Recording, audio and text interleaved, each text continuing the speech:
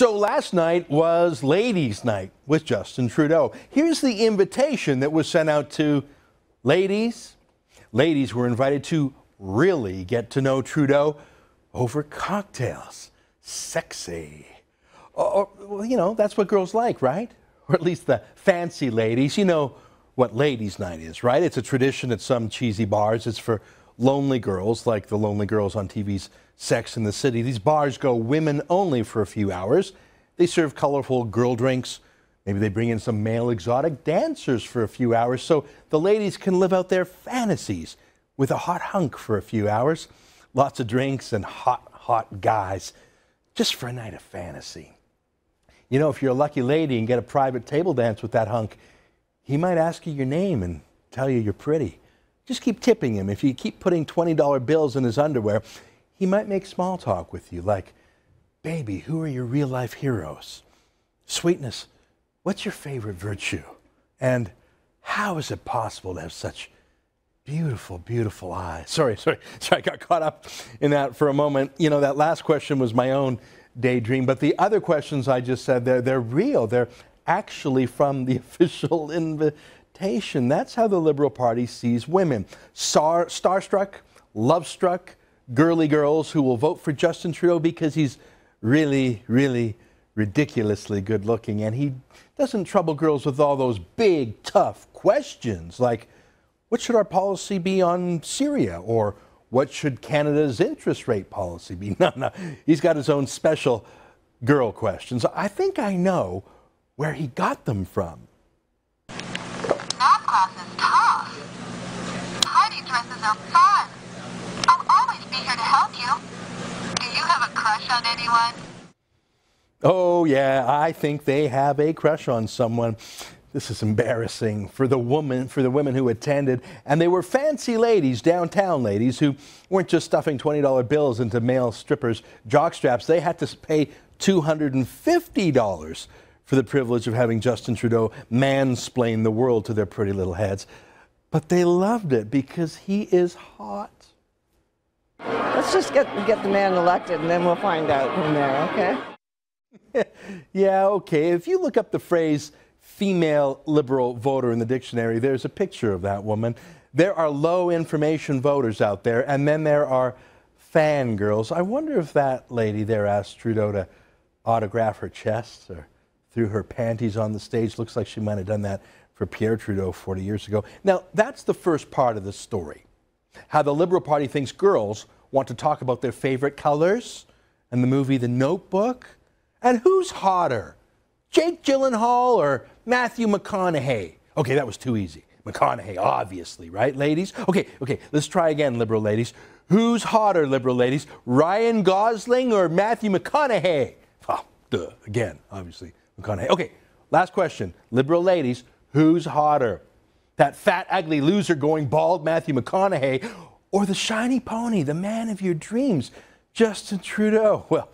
Well, duh, Trudeau. Listen, ladies, I have been there. I know. Touching Trudeau's hair is like petting a unicorn. It is a beautiful, beautiful experience. Hair touching will cost you extra, though, ladies. Math is hard. Vote Liberal. Okay, sorry. I didn't mean to get so same-sex marriagey on you there for a second. Let me pull out. No, that sounded wrong, too. Okay, look, that invitation really happened, but some other women in politics didn't think that Trudeau was being as respectful of women's intellect as he ought to have been. Here's NDP MP Megan Leslie, who wrote this on her Facebook page, quote, "This isn't just demeaning, it's stupid, stupid, stupid, stupid. All issues are women's issues, and you know what? We can wear pants and drive cars and vote and have jobs, and we can have political opinions. The economy is a women's issue, Justin. Healthcare is a women's issue, Justin. And you know what? Keystone XL is a women's issue." Exactly. I mean, would you have a man's night to talk about cologne? Or which razor is better, Gillette or Bic? I mean, that's just dumb. But that brings us to the second part of the story. There's always a second part with Trudeau. The first part is usually something stupid that he says or does. The second part is the media party covering up for him. Here, look at what happened when a young woman cabinet minister, Michelle Rempel, criticized Trudeau for demeaning women.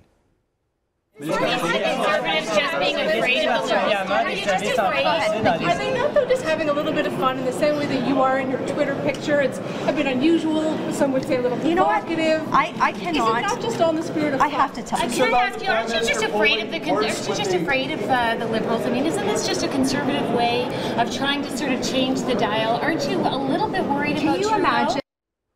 Did you see that? The press gallery, Susan Lunn of the CBC and Laurie Graham of CTV, both totally in love with Trudeau, told Michelle Rempel that she's obviously just jealous. I mean, seriously, aren't you just afraid of him? He's so sexy. That's pretty much what they said there. Rempel can't truly care about sexism. Not when it's so sexy. She must be just mad. Or maybe it's that time of the month. Could you imagine if a male reporter had told Rempel to shut her pretty little mouth like those two Trudeau enforcers in the media party did? Could you imagine if a Conservative MP had a ladies' night inviting women to talk about their feelings? That's always part two of a Trudeau gaffe. The media party either trying to ignore and bury the story, or if they can't bury it, to do what you just saw there, to defend Trudeau against his own idiocy. But there's a third part to the story, the evening itself. See, there was one lady who slipped through the cracks into the event who managed to ask a question that wasn't about ponies or perfume. She asked a political question, and it was clear that the ditz in the room wasn't the Liberal lady, but the lady boy trying to answer. There's a level of admiration I actually have for China, because their basic dictatorship is allowing them to actually turn their economy around on a dime and say we need to go green as fast as we need to start investing in solar. I mean, there is a flexibility that I know Stephen Harper must dream about, of having a dictatorship that he could do everything he wanted. What a stupid answer. The question was, what other countries do you admire? He said China. Now, by the way, China is the world's biggest polluter, of course. It burns more coal than the rest of the world combined. 20 of the world's 30 most polluted cities are in China. But it's not even Trudeau's absolute lack of knowledge about China's pollution. It's that he expressed admiration for their dictatorship, their command and control, their totalitarianism, their lack of democracy, their lack of checks and balances. Trudeau specifically said that was what he admired about China. Just like his father, Pierre Trudeau, an admirer of communist China, and Mao Zedong, history's most massive killer who murdered more than 50 million of his own countrymen. Yeah. Justin Trudeau really doesn't know a lot about a lot, but what he does know, he learned at his father's feet. Quebec supremacism, hatred for Alberta and oil, and a love for foreign dictators like China's. But then he realized that there were media in the room, lots of media, but he wasn't worried about any of them except the Sun, because he knew the rest of the media party had his back. Trudeau has come to know that the only critical media are the Sun. Remember this a few months ago when someone asked Trudeau a tough question that he didn't like, and Trudeau naturally assumed it must have been us. Remember? Wisdom in talking to the Taliban. The U.S. is engaging the Taliban. My people are asking me to ask that to you, sir. Yes, your Sun News people, I know. Sir, that's my request. Yeah, in that case, it wasn't the Sun. It was the CBC that asked a rare, tough question. But it happened so rarely that Trudeau assumed it was us. Of course he did. And he's right with that assumption.